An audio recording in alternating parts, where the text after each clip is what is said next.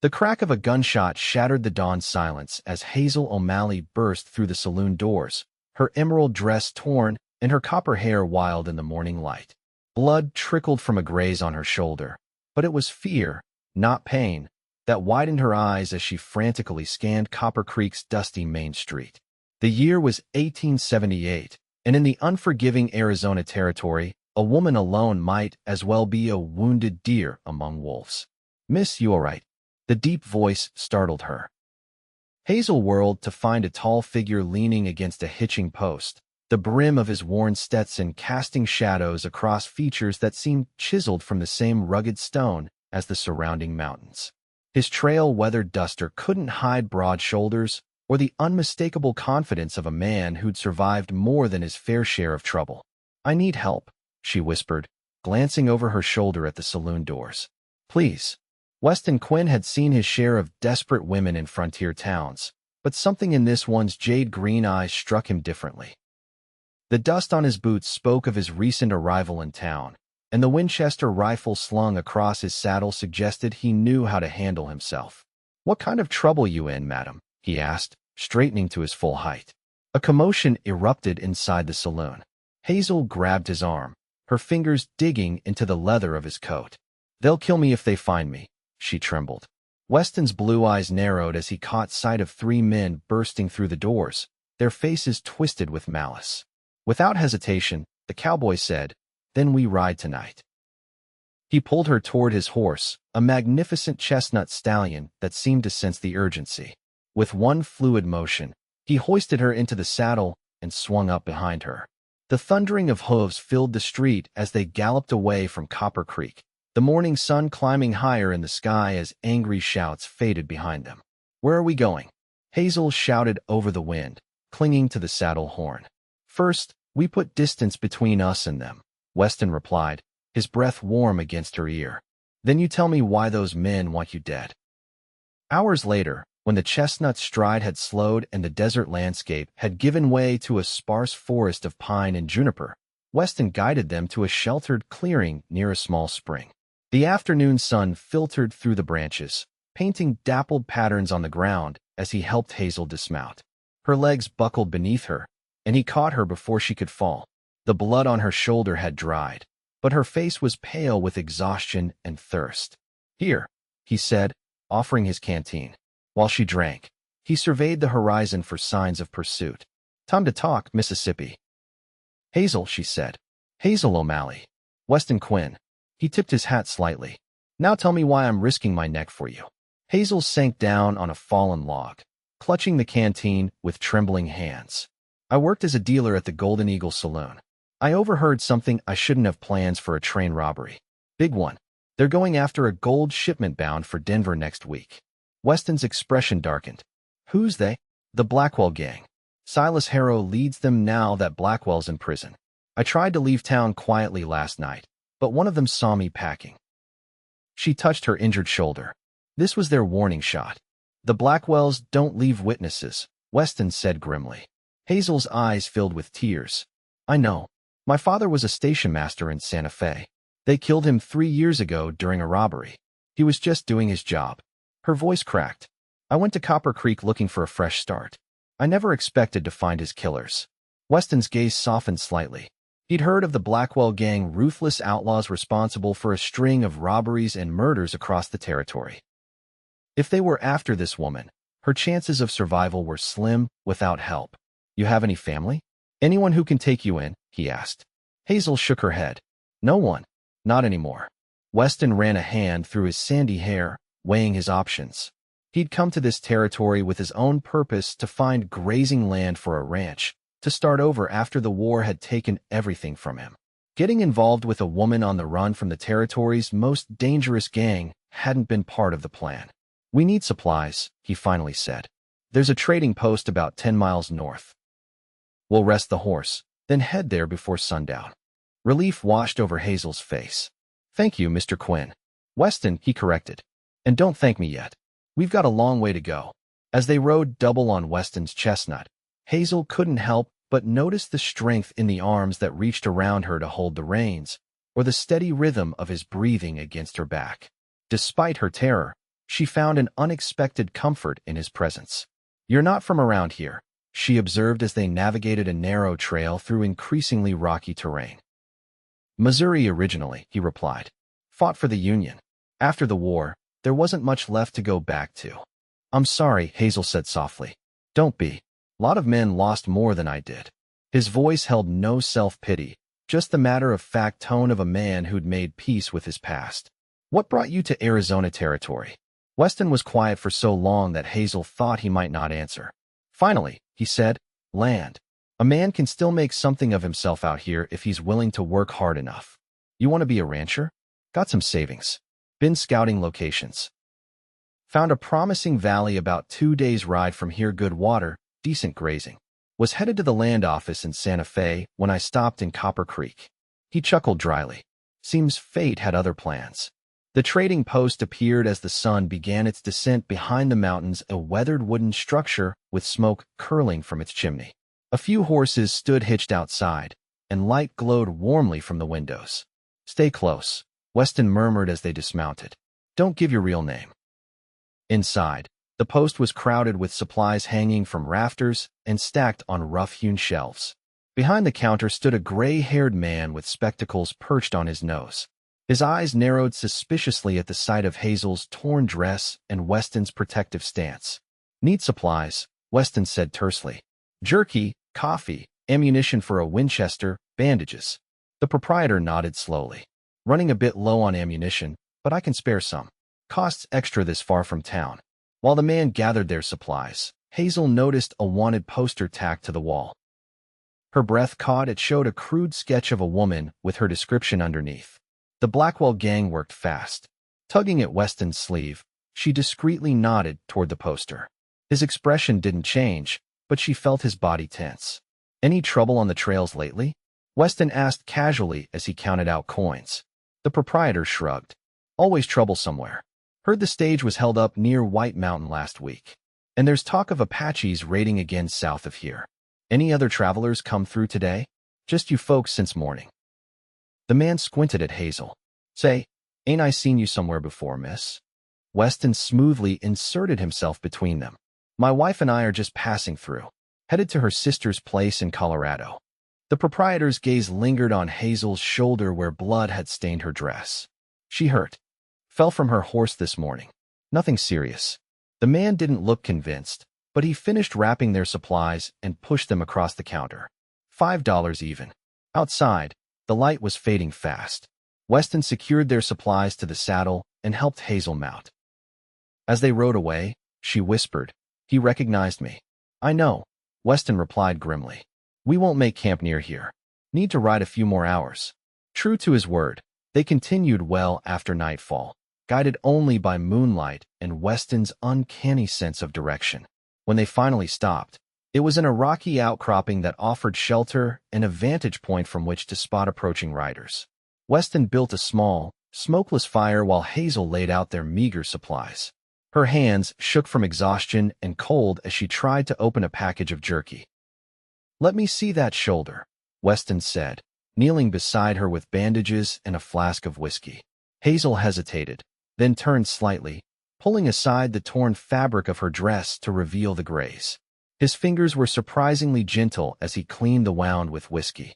She bit her lip to keep from crying out at the sting. "Not too deep," he murmured. "You're lucky." "Am I?" Hazel's voice was barely audible. "I've lost everything. I'm being hunted like an animal." "How is that lucky?" Weston's eyes met hers, the firelight reflecting in their blue depths. "You're alive." That's more than can be said for many who cross the Blackwell Gang. He finished bandaging her shoulder in silence, then handed her a strip of jerky and his canteen. They ate without speaking, the weight of their situation hanging heavy between them. "Get some sleep," Weston finally said. "I'll take first watch." Hazel curled up near the fire, using Weston's saddle as a pillow. Despite her exhaustion, sleep eluded her as questions tumbled through her mind. Why had this stranger risked his life for her? How long could they keep running? Would she ever be safe again? She watched through half-closed eyes as Weston sat with his back against the rocks, rifle across his knees, his profile sharp against the night sky. There was something in his stillness that spoke of a man accustomed to solitude, to facing danger alone. "Why are you helping me?" she asked suddenly. He turned slightly, his expression unreadable in the shadows. "Get some sleep, Hazel." But she persisted. "You don't know me. You could have been killed back there." Weston was quiet for so long that she thought he might not answer. Finally, he said softly, "During the war, I watched good men die because others looked the other way. I swore I'd never be that man, the one who walks away when someone needs help." His words settled over her like a blanket, warm and unexpected. For the first time since fleeing Copper Creek, Hazel felt something besides terror, a fragile hope that perhaps, with this weathered cowboy by her side, she might survive after all. Dawn broke with a crimson glow that painted the desert in hues of fire. Hazel awoke to find Weston already saddling the horse, his movements efficient and quiet. "There's coffee," he said when he noticed her watching. "Not much, but it's hot." The bitter brew revived her spirits somewhat. As they shared a breakfast of jerky and hard biscuits, Weston spread a worn map across his knees. "We're here," he said, pointing to a spot north of Copper Creek. "The Blackwell Gang will expect us to head east toward New Mexico territory or north to Colorado. Instead, we're going west." "West? But that's deeper into Arizona territory. There's nothing out there but desert and Apache land." Weston's lips curved in a slight smile. "Exactly. They won't look for us where no sane person would go." "Are you saying we're not sane?" Despite everything, Hazel found herself returning his smile. "I'm saying we're desperate, and desperate times call for unexpected decisions." He folded the map. "There's a settlement near the Verde River Haven. Small place, mostly miners and a few ranchers. I know someone there who might help us." They rode hard through the morning, the landscape growing increasingly arid and unforgiving. Heat shimmered off the distant mesas, creating mirages that wavered like ghosts on the horizon. By midday, even Weston's stalwart chestnut was showing signs of fatigue. "We need to rest him," Weston said, guiding the horse toward a sparse cluster of cottonwoods that promised shade. "And ourselves." As they dismounted, the unmistakable crack of a rifle shot echoed across the desert. Weston shoved Hazel to the ground, covering her body with his own as dirt sprayed near their feet. "Don't move," he hissed, drawing his revolver. Another shot rang out, this one splintering bark from a tree above their heads. Weston fired twice in the direction of the shots, then pulled Hazel behind the trunk of the largest cottonwood. "Can you see them?" she whispered, heart hammering against her ribs. Weston's eyes scanned the surrounding terrain. Ridge to the east. At least one shooter. He pressed his spare revolver into her hands. "Stay here." Before she could protest, he was moving, using the sparse vegetation for cover as he worked his way around the perimeter of their position. Hazel gripped the unfamiliar weapon, her palms slick with sweat. The silence stretched, unbearable in its tension. Then came the sounds of a struggle, grunts, the thud of fists on flesh. A single shot. More silence. "Weston," Hazel called, terror clawing at her throat. Footsteps approached. She raised the revolver with trembling hands. "It's me." Weston's voice came just before he appeared, leading his horse. Blood trickled from a cut on his cheekbone, but otherwise he seemed unharmed. "Just a lone rider. Not Blackwell's men, a bounty hunter. They've put a price on your head." Hazel's legs weakened beneath her. "Did you?" "He'll wake up with a headache," Weston said. "But I tied him good and took his horse. We need to move fast." They rode double again, pushing the chestnut harder than before. The afternoon sun beat down mercilessly, and Hazel found herself leaning more heavily against Weston's chest, her strength sapped by heat and fear. "Talk to me," Weston said suddenly. "Keep yourself awake." "What do you want to know?" she asked, her voice dry as the surrounding desert. "Anything. Tell me about before Copper Creek." Hazel closed her eyes, conjuring memories of a different life. "My father raised me alone after my mother died of fever. He was a good man, loved books, taught me to read Shakespeare under the stars while waiting for late trains." She smiled faintly. "He wanted me to be a schoolteacher, said I had the patience for it. I was studying in Denver when we got word about the robbery. The one that killed him?" She nodded. "After the funeral, I couldn't go back to school. The money was gone, and I just wandered. Worked where I could, restaurants, shops. Ended up dealing cards because it paid better. You're good with numbers, Weston observed. It wasn't a question. Yes, father taught me. Used to help him with the ledgers. She hesitated, then asked, what about you? You mentioned Missouri, but nothing else. The rhythm of the horse's hooves filled the silence before Weston replied. Grew up on a small farm. Parents died young. Joined the army at 18 seemed like the right thing to do. Fought at Shiloh, Antietam, Gettysburg. His voice grew distant. When I came home, everything was gone. Farm burned, livestock taken. Decided to head west, start fresh. No family. Hazel asked softly. Had a younger brother. Thomas. Lost him at Chancellorsville. The simple statement held such weight that Hazel found herself reaching back to touch Weston's hand where it held the reins. He didn't pull away. As twilight approached, the landscape began to change. Rocky outcroppings gave way to sparse grassland, and the distant smudge of green suggested water ahead. When they crested a low hill, Hazel gasped at the sight of the Verde River, a ribbon of silver in the fading light. We'll follow it north, Weston said. Haven is about half a day's ride from here. They made camp in a secluded bend of the river, hidden by a grove of cottonwoods and willows. After watering and tending to the horse, Weston disappeared briefly, returning with 2 fish speared on his knife. Hope you're hungry, he said, setting about building a small fire. The fresh fish, cooked simply over the flames, was the best meal Hazel could remember having in months. As they ate, the tension of the day slowly ebbed, replaced by a companionable silence broken only by the river's gentle murmur and the occasional call of night birds. Who is this person in Haven? Hazel finally asked, setting aside the bones of her fish. The one you think will help us? Name's Sullivan. Runs the general store. We served together, saved my life at Gettysburg. Weston stared into the flames. If anyone will help us without asking too many questions, it's him. And then what? Hazel pulled her knees to her chest, suddenly feeling the chill of the desert night. We can't run forever, Weston. He looked up, his eyes reflecting the firelight. No, we can't.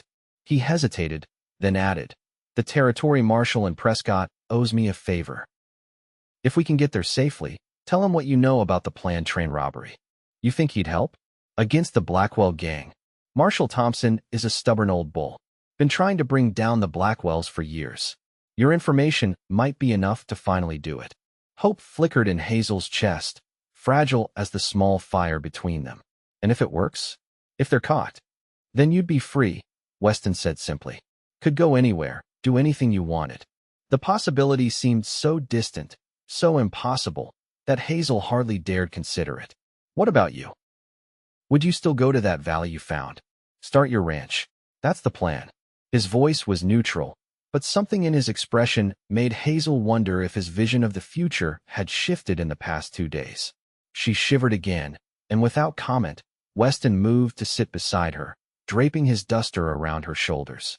The weight of it, still warm from his body, enveloped her in a scent that was already becoming familiar: leather, gunpowder, and something distinctly male. Thank you, she whispered. Not just for this, for everything. Most men would have left me to fend for myself.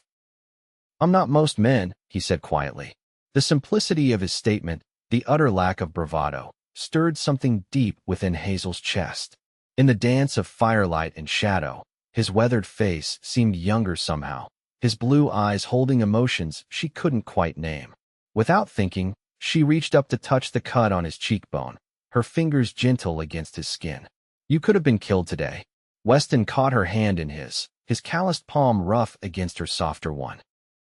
For a heartbeat, they remained like that, connected by touch and gaze, the world beyond their small circle of firelight ceasing to exist.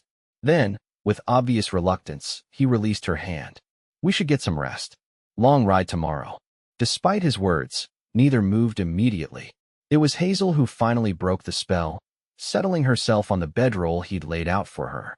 As she drifted toward sleep, she watched Weston silhouetted against the starlit sky, a solitary figure standing guard between her and the dangers that lurked in the darkness. For the first time since her father's death, Hazel felt truly protected. And for the first time since fleeing Copper Creek, she allowed herself to wonder if her future might hold more than just survival. The journey to Haven took longer than expected.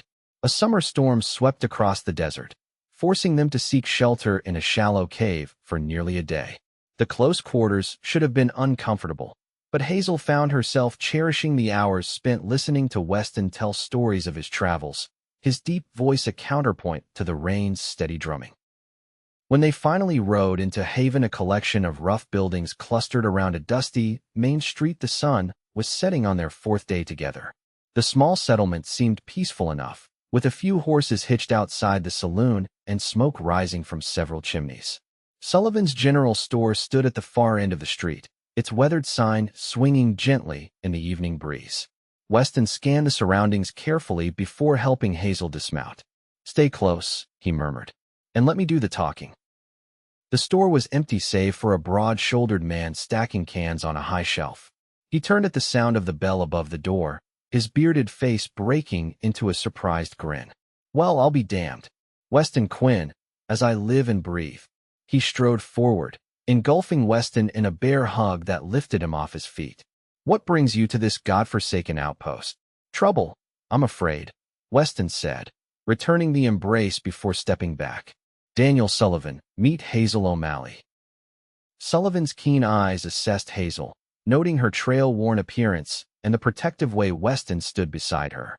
"Any friend of Weston's is welcome here," he said, extending a hand. "Though I suspect there's more to this story than friendship." After Weston had explained their situation, omitting only the growing feelings he could no longer deny, Sullivan locked the store's front door and led them to his living quarters in the back. "You can stay here tonight," he said, showing them to a small but clean bedroom. "No one will look for you in my store. Tomorrow, we'll figure out how to get you safely to Prescott." That night, as Hazel slept in the bed while Weston insisted on taking the floor beside it, she dreamed of her father.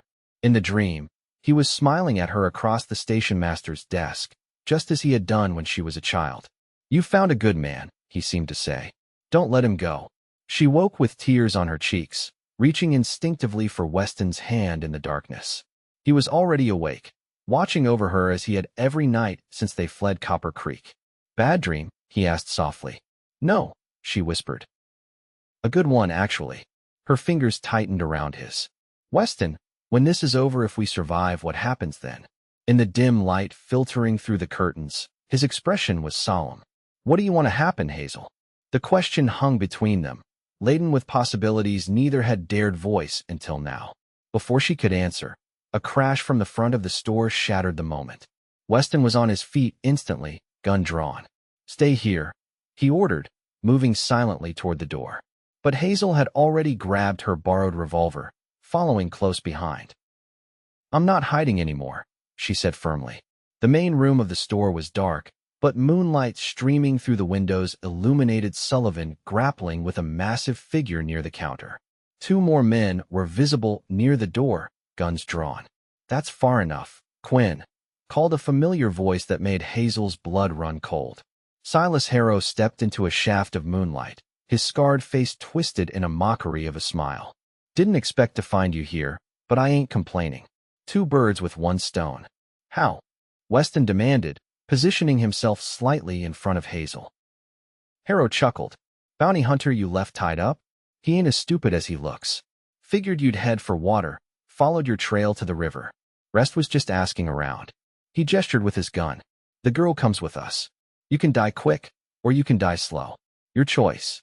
Sullivan, still struggling with his attacker, managed to slam the man's head against the counter. The distraction was all Weston needed. He fired twice in rapid succession, hitting one of the men by the door squarely in the chest. Harrow dove for cover as Sullivan finally overpowered his opponent. "Hazel, run!" Weston shouted, providing covering fire as she dashed toward the back door. Outside, the night air was split by gunfire and shouts. Hazel crouched behind a water barrel, desperately scanning for Weston. When he emerged from the store, dragging a limping Sullivan, relief flooded through her. "The horses," Sullivan gasped, pointing to a small stable behind the store. "Take mine too, he's faster." More shots rang out as they sprinted for the stable. Weston's shoulder jerked as a bullet grazed him, but he didn't slow. Within minutes, they had saddled two horses and were galloping out of Haven, the sounds of pursuit fading behind them. They rode hard through the night, following a trail only Sullivan had known about, a miner's shortcut that would take them to Prescott in half the time of the main road. As dawn broke, they paused briefly to tend to Weston's wound and water the horses. "Let me see," Hazel insisted, gently pulling aside his torn shirt to reveal a bloody furrow across his shoulder. "It's nothing," he said, wincing slightly as she cleaned it with water from their canteen. "It's not nothing," she replied fiercely. "You could have been killed back there. Sullivan could have been killed." Her hands trembled as she bandaged the wound. "All because of me." Weston caught her hands in his. "Look at me, Hazel."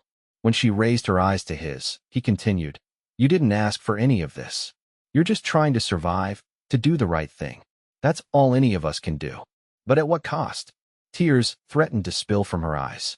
"I never wanted anyone else to get hurt." "Some things are worth fighting for," Weston said softly, reaching up to brush a strand of copper hair from her face. "Some people are worth dying for." The intensity in his gaze stole Hazel's breath. Slowly, giving her time to pull away, he leaned forward and pressed his lips to hers. The kiss was gentle at first, a question more than a demand. When she responded, sliding her arms around his neck, it deepened into something that spoke of longing, of need, of promises neither had voiced. When they finally broke apart, both breathless, Weston rested his forehead against hers. "I never expected you," he whispered. "Never thought I'd find something worth more than land or cattle or all the dreams I've been chasing since the war." Hazel's heart soared at his words. "I never expected you either," she admitted. "But now I can't imagine my life without you in it." The sound of distant hoofbeats shattered the moment. "They've found the trail," Weston said grimly, helping Hazel back onto her horse. "We're less than 2 hours from Prescott. If we can make it there." They rode as if the very demons of hell were at their heels, which in a way, they were. The trail wound through increasingly wooded terrain as they climbed toward the higher elevations where Prescott sat nestled among the pines. The pursuing riders were gaining. Hazel could hear their shouts now, carried on the wind. Ahead, through the trees, she glimpsed the first outlying buildings of Prescott. "We're almost there," she called to Weston, who rode slightly behind her, occasionally turning to fire at their pursuers. Just as the main street came into view, Hazel's horse stumbled, throwing her forward over its neck. She clung desperately to the saddle, but the horse's front leg had caught in a gopher hole, and it was going down. Weston was beside her in an instant, reaching down to grab her arm and swing her up behind him on his horse. The added weight slowed them considerably, and Harrow's triumphant shout told them he knew it. "Hold tight," Weston urged, spurring his mount toward the marshal's office visible at the far end of the street. "Whatever happens, don't stop until you reach Thompson." "What do you mean, whatever happens?" Hazel demanded, tightening her grip around his waist. "We're getting there together." A bullet whistled past her ear. Another struck the dirt ahead of them. The streets of Prescott, normally busy with miners and townspeople, had emptied at the first sounds of gunfire. Doors slammed shut, windows closed. No one wanted to be caught in a gunfight. When the marshal's office was just yards away, Weston suddenly slumped forward. Hazel felt something warm and wet spreading across his back, where she pressed against him. "Weston!" she cried, reaching around to keep him from falling. "Keep going," he gasped. "Almost there." The horse, sensing something wrong, slowed its pace. Harrow and his remaining men were closing fast, their guns raised for killing shots. With strength born of desperation, Hazel grabbed the reins from Weston's loosening grip and urged the horse forward in a final burst of speed. They clattered onto the boardwalk in front of the marshal's office, and Hazel screamed, "Help! Marshal Thompson! Help us!" The door burst open, revealing a weathered man with steel-gray hair and a shotgun in his hands. His eyes widened at the sight before him. A blood-soaked cowboy slumped in his saddle, a terrified woman holding him upright, and 3 armed riders bearing down on them. Without hesitation, Thompson raised his shotgun and fired both barrels. One of Harrow's men toppled from his saddle. The others veered away, seeking cover as deputies poured from the office, guns drawn. "Get him inside," Thompson ordered, helping Hazel lower Weston from the horse. "Johnson, fetch the doctor." Inside the sparse office, they laid Weston on a cot. His face was ashen, his breathing shallow. Blood soaked his shirt where a bullet had entered his back, dangerously close to his spine. "Weston, stay with me," Hazel pleaded, gripping his hand. "Please, stay with me." His blue eyes flickered open, focusing on her face with effort. "Did we make it?" he whispered. "Yes," she sobbed, pressing her lips to his knuckles. "We're safe. You got us here. Now you have to stay with me, do you understand? You have to live." A faint smile touched his lips. "Yes, madam." The doctor arrived in a flurry of activity, shooing everyone but his assistant from the room. Thompson gently led Hazel to his desk, where he sat her down and pressed a cup of coffee into her trembling hands. "Now," he said, his voice gruff but kind, "tell me everything." And she did. She told him about the overheard plans for the train robbery, about her escape from Copper Creek, about Weston and his unfailing courage. She told him about Sullivan and Haven, about their desperate race to Prescott. Thompson listened without interruption, his weathered face growing harder with each detail. When she finished, he nodded once. "I've been after the Blackwell Gang for years. With your testimony and the information about the planned robbery, we can finally bring them down." He studied her for a moment. "You're a brave woman, Miss O'Malley." "Not brave," she said, glancing toward the closed door where Weston fought for his life. "Just lucky to have found someone who is." Hours passed like years as Hazel waited for news. Outside, she could hear the commotion as Thompson organized posses to pursue Harrow and to intercept the planned train robbery. Inside, the only sounds were the ticking of a clock and her own prayers, whispered like incantations into the stillness. Finally, the door opened, and the doctor emerged, wiping blood from his hands. "He's young and strong," he said without preamble. "The bullet missed his spine by a hair's breadth. If infection doesn't set in, he should recover." Hazel's legs nearly gave way with relief. "Can I see him?" The doctor nodded. "He's asking for you. But he needs rest, understand? No excitement." Weston lay motionless on the cot, his upper body swathed in bandages, his face pale but peaceful. When Hazel entered, his eyes opened immediately, seeking hers. "You're still here," he murmured as she knelt beside him. "Where else would I be?" she asked, carefully taking his hand in hers. "Thought maybe I dreamed you," he said, his voice weak but steady. "Best dream I ever had." Tears spilled down Hazel's cheeks. "I'm real, Weston Quinn, and I'm not going anywhere without you." A week later, as summer gave way to early autumn, Marshal Thompson brought news that the Blackwell Gang had been dismantled. The planned train robbery had been thwarted, with most of the gang captured or killed. Silas Harrow had been tracked to the Mexican border and shot while resisting arrest. "You're free, Miss O'Malley," Thompson said, his usually stern face softened with satisfaction. "The bounty's been lifted. You can go wherever you please." Hazel glanced at Weston, who sat in a chair by the window of the small room they'd rented above the mercantile. Though still pale and moving stiffly, he improved daily under her watchful care. "Thank you, Marshal," she said. "But I already know where I'm going." That evening, as they sat together watching the sunset paint the distant mountains in hues of gold and crimson, Weston took her hand in his. "That valley I told you about," he began. "The one with good water and grazing land. I've been thinking about it a lot while I've been laid up." "Have you?" Hazel asked, her heart quickening at the expression in his eyes. "It's a lot of work for one person," he continued. "Building a ranch from nothing. Takes at least two to make it work." "Is that a proposal, Weston Quinn?" Hazel asked, unable to suppress her smile. He shifted in his chair, wincing slightly at the movement. "Not the way I planned it. Thought I'd be on one knee, at least."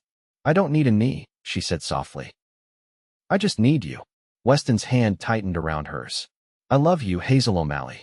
Don't know how it happened so fast, but I do. Will you marry me? Help me build something lasting in that valley." "Yes," she said without hesitation. "Yes to all of it." His kiss tasted of promise and new beginnings, of dangers survived, and a future unfolding like the vast western sky before them. 3 weeks later, they stood together on a ridge overlooking what would become their home.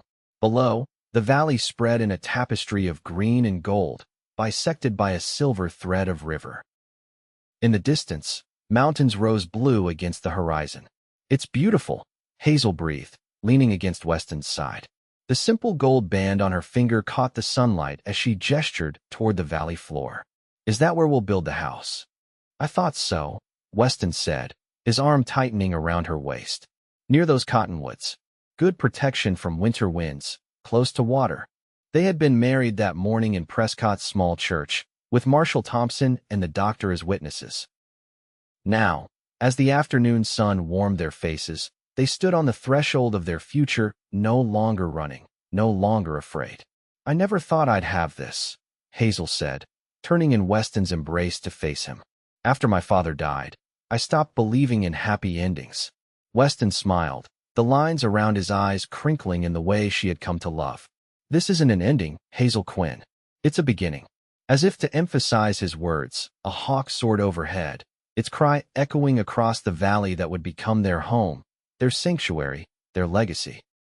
And as they descended the ridge toward their future, Hazel knew with bone-deep certainty that the terrified woman who had burst through those saloon doors in Copper Creek no longer existed.